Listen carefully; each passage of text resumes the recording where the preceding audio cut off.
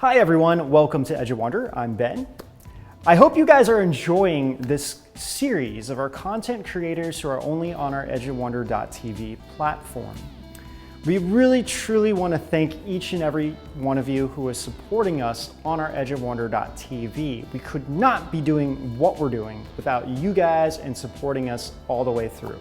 And because of that, we brought on some awesome content creators who are creating their own series only on our edgeofwonder.tv.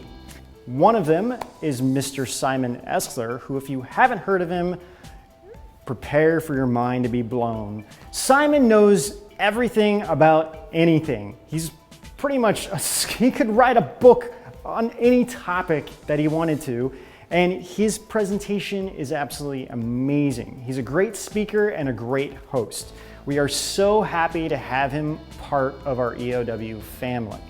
So this episode that you're about to watch is from Simon Esler's series, Worlds Within, and this episode is titled Overcoming Psychological Warfare. In this episode, Simon brings up some very important questions, such as why are ordinary citizens who have a clear and logical thinking are seen as threats to the deep state. Simon also brings up the role of the citizen journalists and how the controversial figure of QAnon chose 8chan as a way to communicate with the general mainstream public. And does this community of researchers possess a psychological profile that undermines modern social engineering? And in comparison, what kind of psychological profile does the deep state seek out for recruitment? We'll find out more on this episode on YouTube of Simon Esler's Worlds Within. We want to thank all of our content creators for joining us on our edgeofwonder.tv platform, and we hope that the EOW family grows even bigger with even more content for all of you out there. So without further ado, here is Simon Esler's Worlds Within.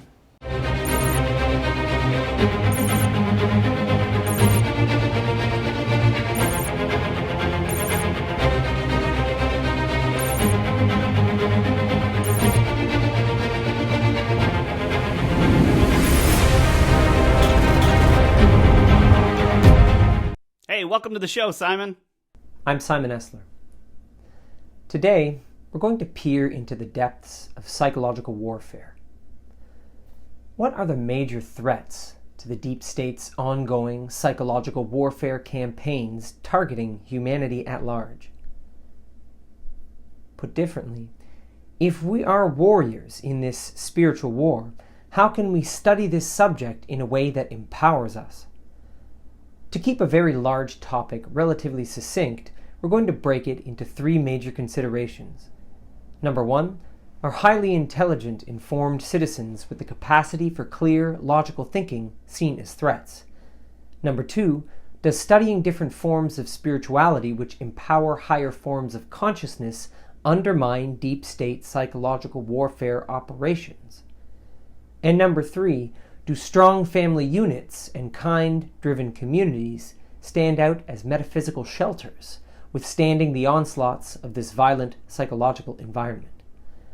So let's start this journey with the first question.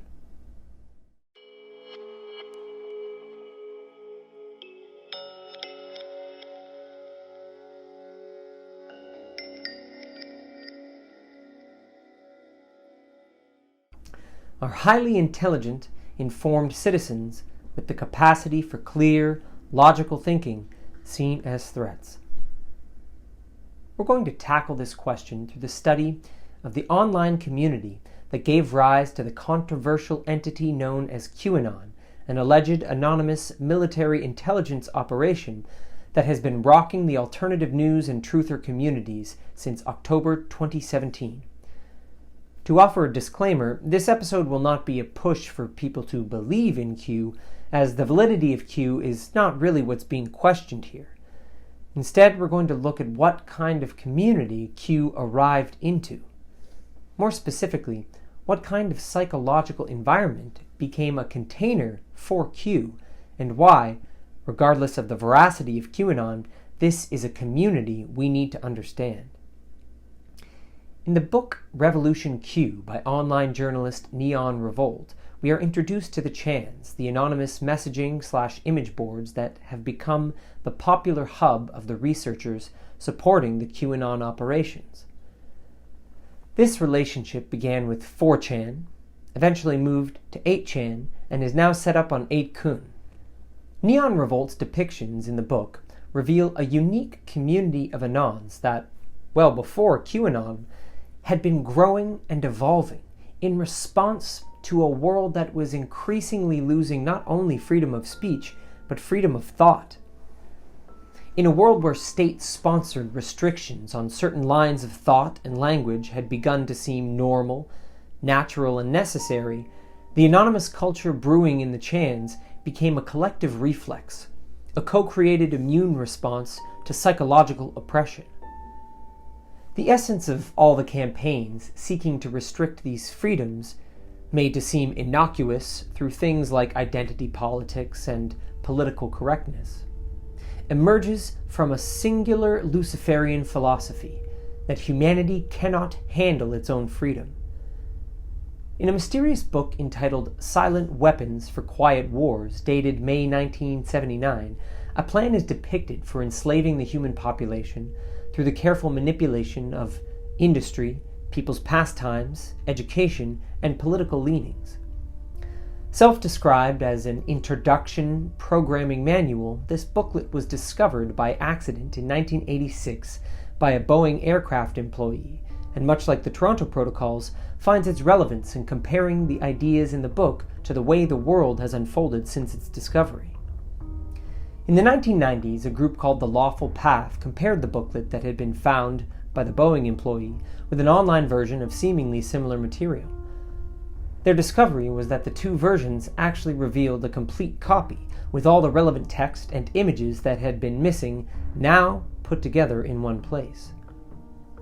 In relation to humanity's relationship with freedom, the book's author had this to say: "They want a human god to eliminate all risk from their life, pat them on the head, kiss their bruises, put a chicken on every dinner table, clothe their bodies, tuck them into bed at night, and tell them that everything will be all right when they wake up in the morning.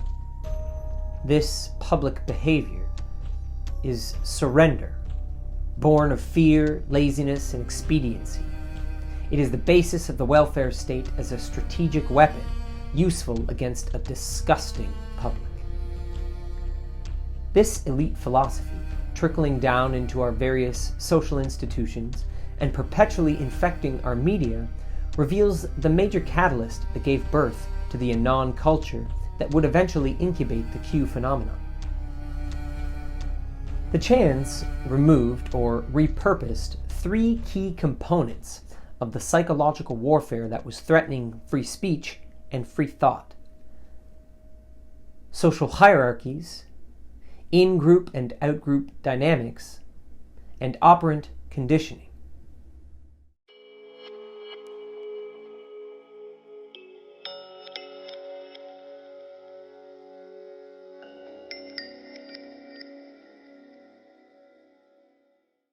While social hierarchies are a naturally occurring phenomenon in human societies, they stand as a point of great vulnerability in terms of how easily we are manipulated as a species. The current state of news media is one of the most pertinent examples when it comes to modern psychological warfare. Newscasters and mainstream publications are placed upon a pedestal of high production value and massive corporate marketing and advertising. The corporate dominance over media is an open secret, with even Wikipedia admitting that, quote, "In 1984, 50 independent media companies owned the majority of media interests within the United States. As of 2019, 90% of the United States media is controlled by 4 media conglomerates: Comcast via NBC Universal, Disney, Viacom CBS controlled by National Amusements, and AT&T via Warner Media." The psychology of persuasion is in full effect, not to help get the truth to the people, but to modify how people feel about these authorities of information, regardless of what information they present. In The Revolution Q, this is what Neon Revolt identifies as legacy media. Quote, anything transmitted one way through traditional mediums such as TV, print, and radio, where there is no real opportunity for response, feedback, or user interaction. Because this hierarchy dominates the way information is disseminated, even if a meek but hard-working citizen stumbles upon an essential truth, they struggle to compete with the top-down information system we've all been forced into. Individual citizens that arise as shining examples of clear, logical thinking, offering their insight to the masses, are consequently a direct threat to this legacy media hierarchy. This is why individual content creators across the net have become such a threat to the deep state's power structure, since it relies on top-down information dissemination. The social structure of the Chans neutralized this phenomenon. As the mainstream culture of our society became increasingly dangerous for logical, clear-thinking individuals seeking only to share the truth, these individuals in the Chans discovered the choice to retreat into an anonymous space. It was anonymity itself that immediately dissolved this false notion that someone with a higher position in the social hierarchy was also therefore a good source of information.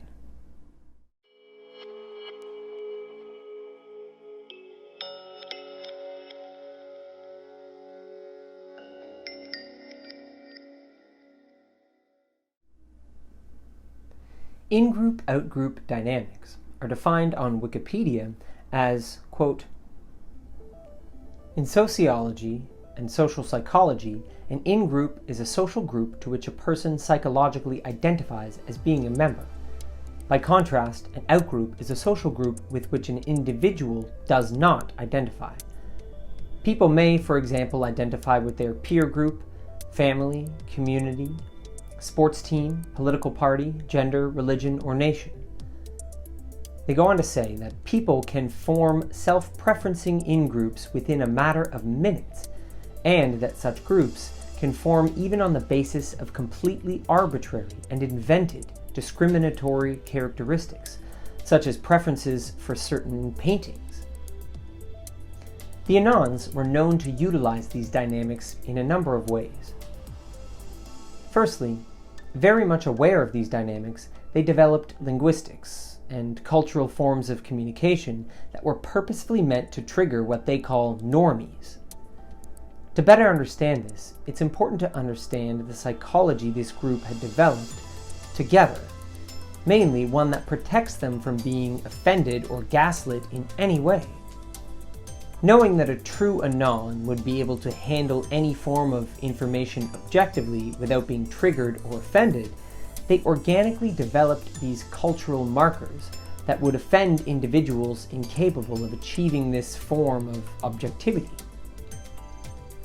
For example, this is how Neon Revolt describes the Anons he worked with on 4chan and 8chan as the operation with Q unfolded.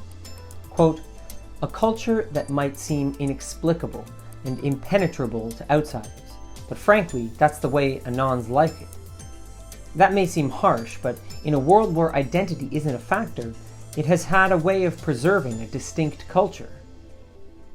Essentially, knowing what would trigger someone incapable of seeing the truth of our reality as manufactured, they generated a culture that applied in-group, out-group dynamics as a form of protection. This curated a community capable of a certain level of intelligence, clarity, logic, and autonomous thinking. The requisite autonomy also played a major role here, since no one was able to import their social identity, meaning any power they saw themselves as having in the social dynamics of the outside world were suddenly irrelevant.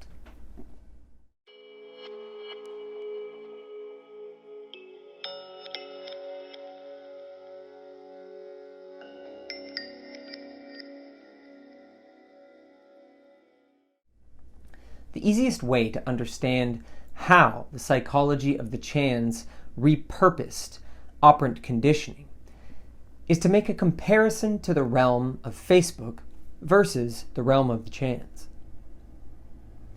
In a nutshell, operant conditioning, a form of behavioral manipulation developed by famous psychologist B.F. Skinner, applies a gauntlet of punishments and rewards to coerce humans into specific behaviors.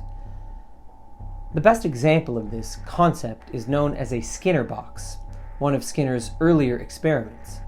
This involved manipulating rats into specific behaviors by designing the box to deliver rewards and punishments, to act as negative or positive reinforcement.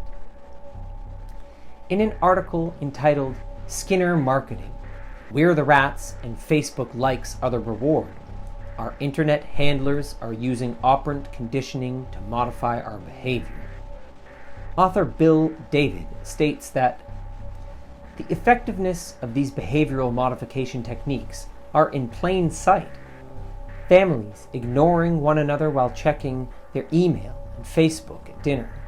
Drivers texting in heavy traffic, and 14-year-old girls sending hundreds of text messages a day. Skinner's technique of operant conditioning and his notorious theory of behavior modification were denounced by his critics 70 years ago as fascist, manipulative vehicles that could be used for government control. This is the basis behind the like system on Facebook, which is designed to trigger the reward centers in your brain, causing strong unconscious desires to return to Facebook over and over again. The core issue here is that instead of being motivated by our values, morals, and personal passions, or what's known as intrinsic motivations, motivation born within you, these psychological programs cause us to function on nothing but outside influences. This is the operant, someone or something outside of you conditioning you into specific behaviors. Fundamentally, when our motivations constantly come from outside of us, they are divorced from our values, morals, and natural passions, and have to tie to someone else's agenda. This causes extreme disturbances in our relationship with ourselves and our capacity to authentically contribute to society. As this programming was escalating with platforms like Facebook seeking to modify collective behaviors according to deep state agendas, the Anons were busy reinforcing each other from a position of intrinsic motivation as opposed to extrinsic motivation.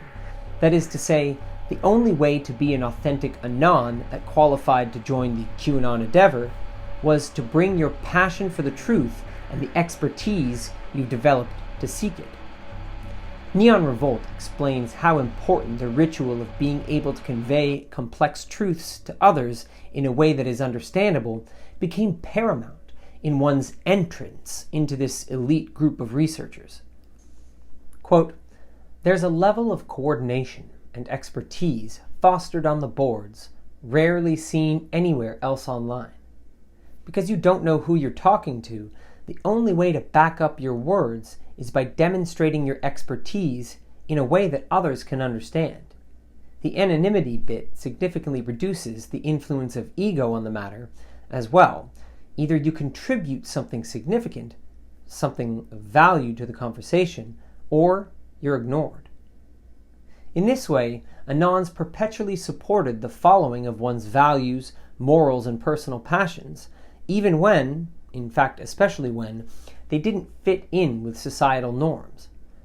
This created a bond based on authenticity and truth-seeking that literally could not have arisen anywhere else on the internet, since there was nowhere else that was unmoderated and, more specifically, unaffected by the operant conditioning models that were sweeping all other corners of the internet. This, bolstered by the neutralizing aspect of anonymity, made operant conditioning essentially irrelevant. Get ready for a Thursday double feature. From the personal channel of Rob Counts comes a video you may want to watch with all the lights on. The chilling truth of possession. What is possession? What can a person be possessed by? And why are there so many celebrities with a possession story to tell? And coming to you from Ben Chastain's personal channel is a video of biblical proportions. Heaven and Hell Decoded. How do the theological versions of heaven and hell apply in the modern world? Has the spread of atheism affected the moral compass of the collective consciousness? Is it possible that ancient stories from the Bible are playing out again in our world today? Join Ben and Rob from their personal channels as they bring you their own research and experience for this Thursday double feature. It's gonna be biblical, only on edgeofwonder.tv.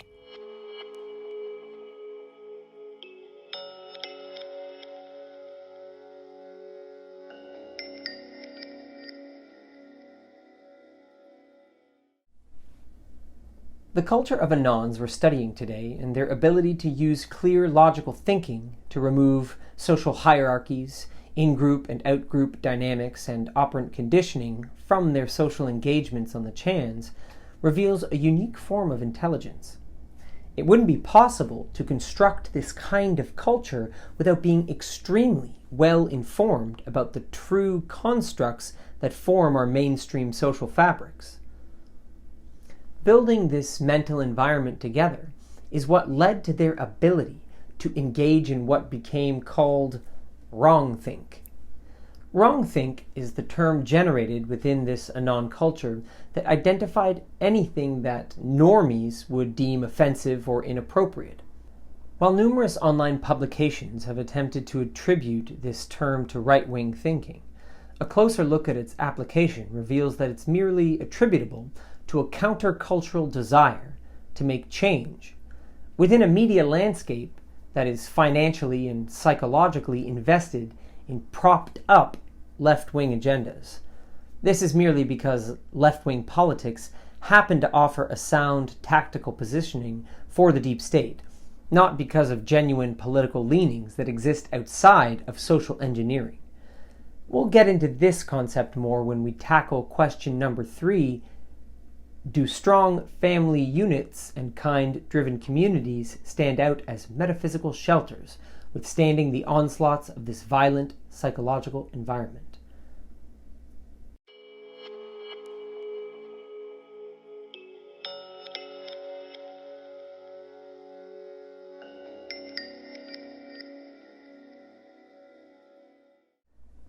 What seems to threaten the New World Order the most is a certain form of intelligence, an ability to think rationally and objectively regardless of the social currents that surround us.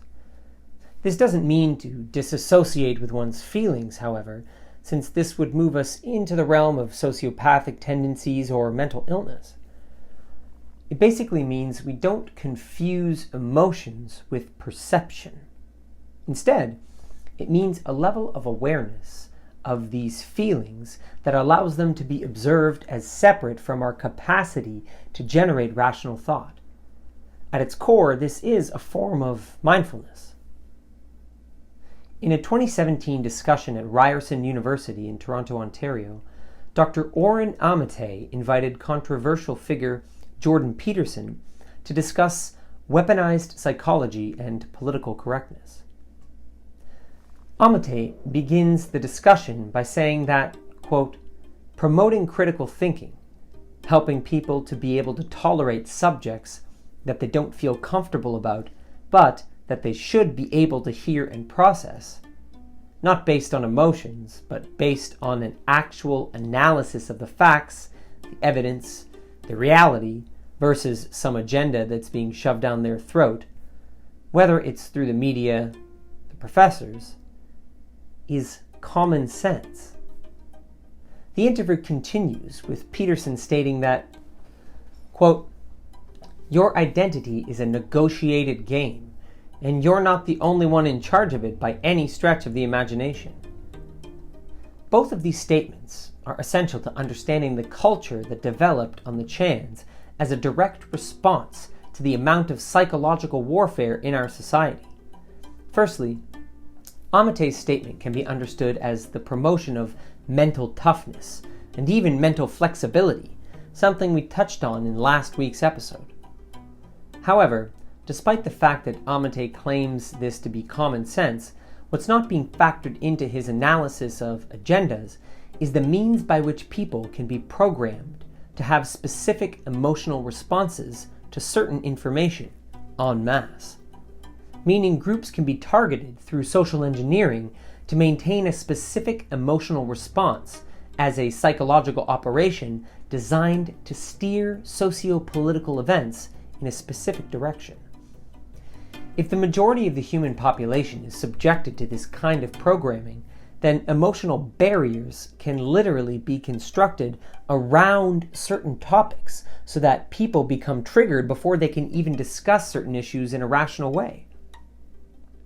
Over time, the Anon community developed the capacity to research and understand subjects that had been locked up in this collectively contained wall of emotional discomfort.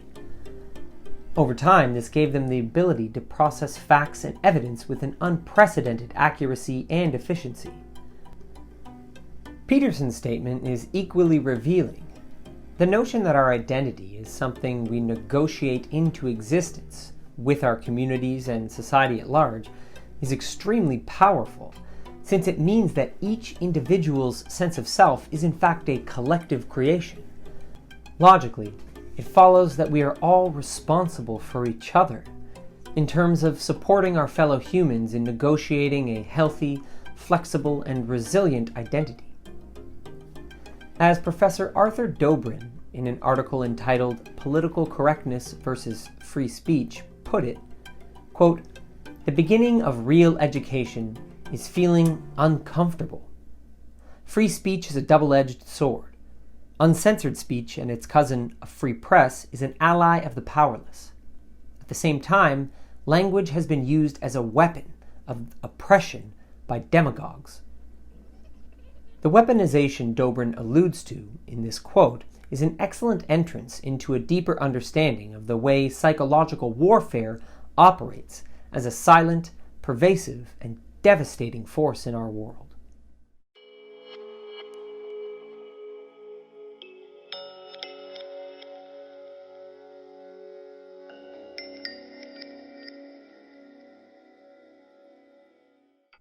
Silent Weapons for Quiet Wars was allegedly a manual given only to deep state players operating as intelligence agents, government personnel, and elite citizens who exemplified the proper psychology to apply its tactics. Quote, "You have qualified for this project because of your ability to look at human society with cold objectivity, and yet analyze and discuss your observations and conclusions with others of similar intellectual capacity without the loss of discretion or humility." Interestingly, this marks a very strong parallel with the Anons that would eventually become the key researchers following Q. In many ways, they are an inversion of the high intelligence elites Silent Weapons claims to be gathering and speaking to. Much like the inversion that Satanism relies on, as symbolized by the inverted use of the cross, the pentagram, and a variety of other traditional religious symbols and concepts, we're looking here at groups of people who represent inversions of each other. In fact, Ronald Bernard, an ex-banker turned whistleblower, was invited into the elite circles that Silent Weapons for Quiet Wars was stated to have been written for. In his testimony, he depicts the qualities he possessed that qualified him. When he was first invited into the inner circle of these deep state occultists, the person helping him get in stated that, quote, "If you can't put your conscience in the proverbial freezer, then don't get involved with this." In other words, while the Anon culture that Q eventually catalyzed was an example of elite truth seekers who gave up the benefits of a social identity to find greater unity and purpose, the culture Ronald Bernard describes reveals that these elites seek to recruit highly intelligent yet morally corrupt individuals. As an inversion of the anonymous culture of the Chans, they keep their power and true identity from the public, but only to revel in their sense of social power and dominance among each other. Furthermore, we can see that the combination of intelligence and immorality is key to the Cabal's recruitment process. Quote, "I am skilled at connecting the dots, information in order to achieve a full picture of all the things involved that need to be taken into account within the playing field, which is a very detailed process. You stand out when you are gifted in this. This is the reason I was trusted with the full 100% of the information where it concerned my jobs." In parallel to this, a popular post created by one of the Anons describes the qualities of the researchers Q recruited. Quote, "You are like pattern recognition software. You couldn't help but see it, the inconsistencies, the patterns, the anomalies. So you started to put together your own map in your head. At the same time, the good guys were waiting for you, like Morpheus was waiting for Neo. Looking, scanning, collating data, waiting for the right time and place." As you can see, there is a parallel between QAnon's recruitment process and those that sought to induct Ronald Bernard into the higher echelons of the Cabal. The major difference being the Anons living in service to others through seeking the truth versus the service to self lifestyle required to enter the ranks of the Cabal through hiding the truth. Coming back to today's key question, are highly intelligent, informed citizens with the capacity for clear logical thinking seen as threats? What we've discovered as a response seems to represent a significant aspect of the battle between light and dark on this planet. Specifically, the recruiting process for operations being enacted by each side in the war for humanity's potential reveals certain forms of intelligence are indeed either prized or abhorred. From a larger perspective, this is why the conspiracy theorist is so heavily attacked in our world. In the theater of psychological warfare, individuals of this nature are an extreme threat to ongoing plans to keep humanity ignorant of its own enslavement. This is because they represent a form of intelligence and discernment that rejects the deep state's philosophy that we are pathetic, immature, and undisciplined creatures, unworthy of our own freedom. This means that the Cabal's justification for enslaving us is essentially hollow, since it relies on the false notion that humans can't handle their own freedom. They perpetually promote a fundamental distrust in the human capacity to utilize freedom ad nauseum in our society, pumping fears like, what if we fail? What if we're cruel to each other, offend each other, hurt each other? This fear is irrational and illogical, since all the wisdom we currently harbor as a species came from a foundation of collective failure. Not only that, but the very fact that books like Silent Weapons for Quiet Wars and the Toronto Protocol reveal the sheer amount of effort that has been put into suppressing our intelligence, our spirit, and our capacity for greatness. Somehow, they missed this cue that their entire religion is fundamentally wrong in its assessment of us. The psychological warfare that surrounds us actually represents their fear of our ability to access our intelligence, our ability to live from a place of clarity and truth. All the posturing about how they are the most disciplined and intelligent beings on the planet is utterly false. Next episode, we'll continue looking into the metaphysical dynamics of psychological warfare through our next key question. Does studying different forms of spirituality, which empower higher forms of consciousness, undermine deep state psychological warfare operations? Thanks for joining me today. I'm Simon Esler, and this has been another episode of Worlds Within.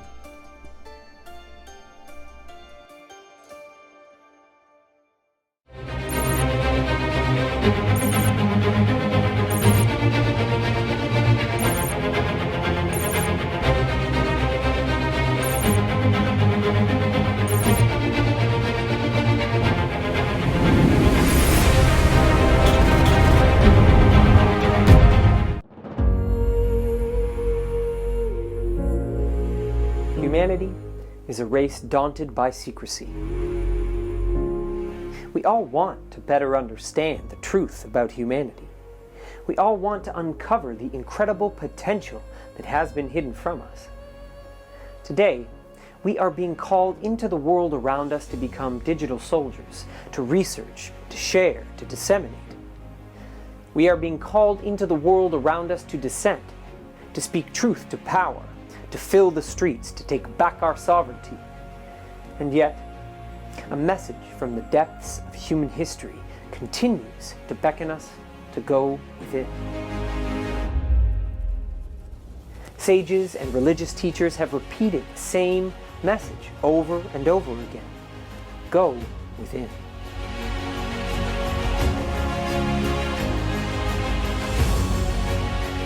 As tensions and conflict mount around the globe, we hear calls for increased meditation and increased prayer to contrast the violence and turmoil around us.